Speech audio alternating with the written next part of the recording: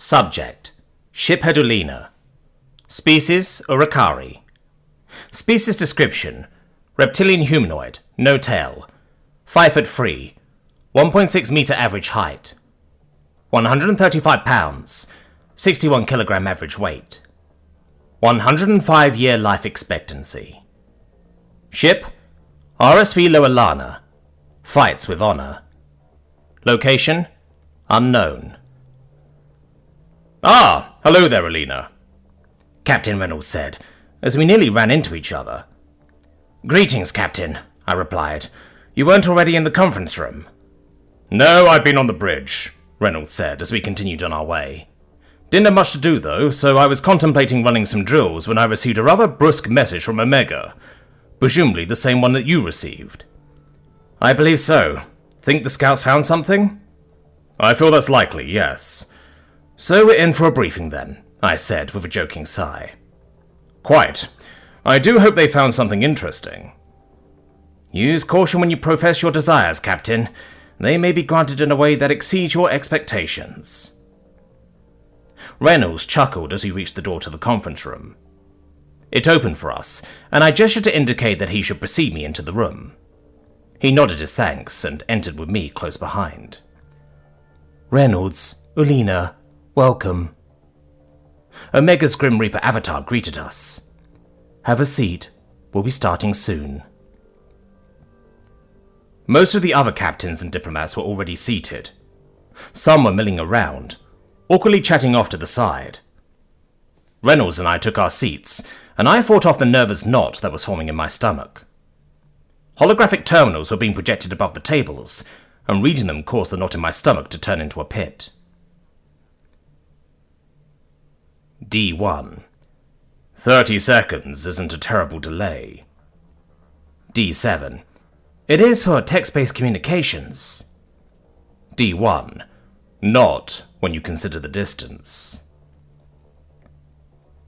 It felt wrong to see the Directorate's chat out in the open like this. The other terminal showed a chat that appeared to be a conglomeration of the other allied species. The Tatilan Collective, the Poanti, and the Republic all shared a screen. A few different implications played through my mind all at once. The separation of the chats could be construed as a power move that could be passively explained as a necessity, under the guise of maintaining the anonymity of the Directorate. Another implication is that if we're receiving text, we're probably sending text, which means that someone is transcribing what we say, and we just have to trust that they're doing it accurately. The biggest implication, though, is that for this meeting to take place, the scouts must have found something of vital importance. "Everyone is here," Omega announced. "For the sake of clarity, this conversation is being transmitted to and from the Milky Way galaxy via faster-than-light secure messaging service, or FTL SMS. As such, it has to be transcribed. If you are asked to repeat yourself, please do so clearly and concisely." Omega's avatar nodded, and several low-ranking officers rushed forward with tablets. These tablets were passed out as everyone took their seats. I took the tablet offered to me by a gaunt ensign, and tried to find a way to turn it on. "Don't bother," Reynolds whispered. "Omega likes the dramatics."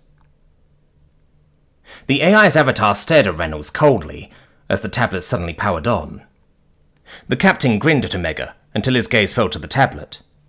Then his smile faltered. I turned my own attention to the tablet and my mood fell as well. An estimated 5 trillion ships, with more than 3 trillion of that already confirmed. Those are the kind of numbers that could overwhelm the United Systems, even with their freshly bolstered fleets. The US would certainly make the OU regret that fight, though. "Omega, there's a typo here." Captain One spoke up. "2 light years?" The slight murmur that had been building up went silent, as everyone else looked to Omega for confirmation. Confused, I scrolled through the tablet until I found an image of an unfinished spherical space station. A line through it indicated that it had a diameter of 2.6674 light-years. I joined everyone else in looking at Omega, hoping that wasn't right.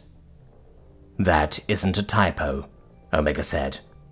"We were able to confirm through intercepted communications that this structure is the Omni Union's grand vessel." D6. A structure like this shouldn't be able to exist. Why hasn't it collapsed in on itself? D2. Where do they get the materials? D10. Galaxies like ours, I suspect. D11. I concur. But I want to know how they're mitigating the effects of gravity. D8. Agreed. It would seem the OU possess some interesting technology. The messages from the Directorate stopped after Director 8 sent their message. A shudder ran down my spine when I realized that they had likely stopped the chat so that they could discuss this mysterious technology and what they could do with it. I was thinking about saying something about the pause, but Omega continued with its explanation. If you direct your attention to the report, you'll notice that we were able to get quite close to the structure, Omega said. In addition to confirming the efficacy of the USS Strathogs stealth capabilities, there were many things we were able to discover. Omega explained that there were several levels to the structure.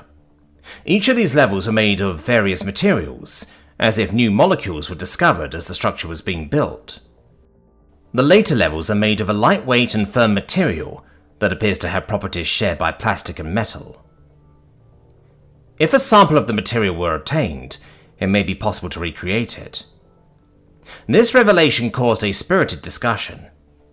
Omega waited for the discussion to die down, then noted that while this would obviously have extreme benefits to us all, dealing with the Omni-Union is our main priority. The AI then began to detail what they discovered inside the structure, namely organics. Massive cities that house these organics stretched across each layer. An accurate measurement of the population wasn't possible, but the initial estimate was in the quadrillions.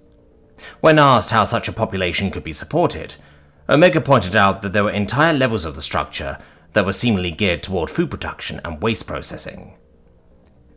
How many galaxies died to make this thing? Someone asked. Incalculable, the AI replied. We don't know how large the galaxies that used to exist in this part of space were. However, based on atmospheric and terrestrial density, it would take several 100,000 Milky Way-sized galaxies to create a structure like this. At least. Jesus Christ, someone else muttered. Indeed, but intercepted chatter indicates that there are materials flowing in from 1 million or so galaxies that haven't been entirely conquered yet. If that's been the case, the number of galaxies that have been doomed to non-existence may be quite a lot smaller. Why weren't materials from the Milky Way being sent here? I asked. I don't know. Omega's avatar shrugged.